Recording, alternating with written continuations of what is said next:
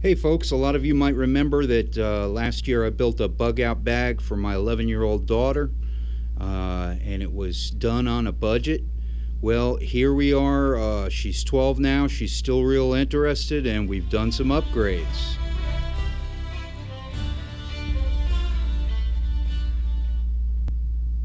All right, folks. As some of you may remember, my daughter requested a bug out bag last summer, and we needed to do it on a budget. So I went around to Salvation Army stores, hospice stores, Goodwill stores, and we put together a pretty decent bug out bag. Initially we had to trim it down because the weight limit was so high, but we got it down to a manageable weight. Well, here we are a year later. She's a year older, and she's still very interested in maintaining and upgrading her bug out bag, so we've added a few items. I'm going to put the link to the original video down below so you can see exactly how much I spent on each item in the bug out bag. And I'm not going to go back over the old items, but I will show you some of the upgrades that we've made. First off, one of the most important things that we didn't have in there was maps. We didn't have maps of any kind. So what we've done as a compromise is gotten this old road atlas and put in there, so at least she has some navigation ability.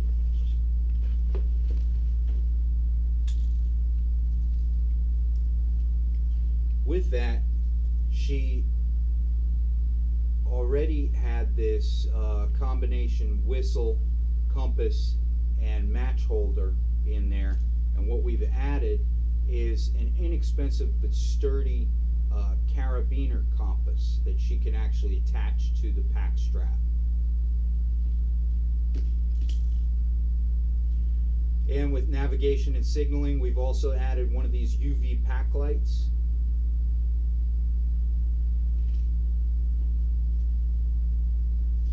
And here's one of my favorite new items.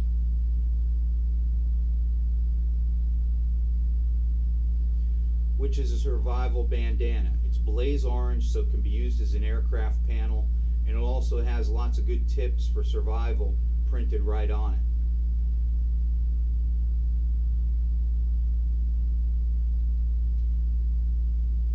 Last year, for warmth, all we had for her was a space blanket. This year, I've added the old reliable poncho liner. We've added some trash bags just to use as a shelter, as waterproofing, and as flotation. We've added this handy folding pocket guide to edible wild plants of North America. Something that was severely lacking the first time we built the kit was water purification. Sure, I've taught her about solar disinfection and boiling water, but I wanted to include something that was actually an actual water purifying device. What we went with was the Aquamira Frontier, which is a straw type device. Now, I'd gradually like to upgrade this to something better, but this will do for now. We've added a small fishing kit so that she has the ability to get more food. And we've added these surplus camouflage trousers, which she's already into a small regular size, and they're virtually indestructible. She needed a good hat, and here's a good floppy surplus desert camouflage hat. We've added just some inexpensive garden gloves. These are sturdy and they'll serve for a degree of warmth and just for working in rough terrain. Because she's gotten bigger and she can haul more weight, we've added some more water. In the food department, we added an XMRE and an additional MRE entree. We've also added 2 400-calorie Mayday mini meal bars. Some of you may remember that we had an old pot and some miscellaneous knife, fork, and spoon. Well, I've gotten a camping set and an actual mess kit for her. As far as health and comfort, we've added some insect repellent. We've added a package of these easy towels, which expand into a towel when wet, and one of these super absorbent chamois. In the fire and heat department, we've added a couple of these little tea candles, flint and steel with the magnesium bar, 2 old packages of heat tabs, and an additional Bic lighter. We've also added a paracord bracelet and some additional 550 cord, and one of these inexpensive but handy ready lights. It's a crank flashlight. In the first aid department, I've added some gauze pads, butterfly closures,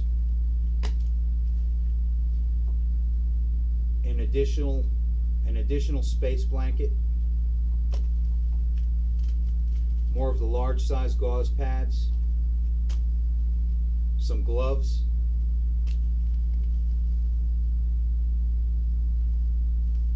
and a basic trauma dressing. And to top it all off, we line the inside of her pack with one of these super-sized Ziplocs, which, if it's new and in good shape with no tears, will actually provide some positive buoyancy if she happens, or her pack happens to fall into some deep water. It'll also keep her stuff relatively dry.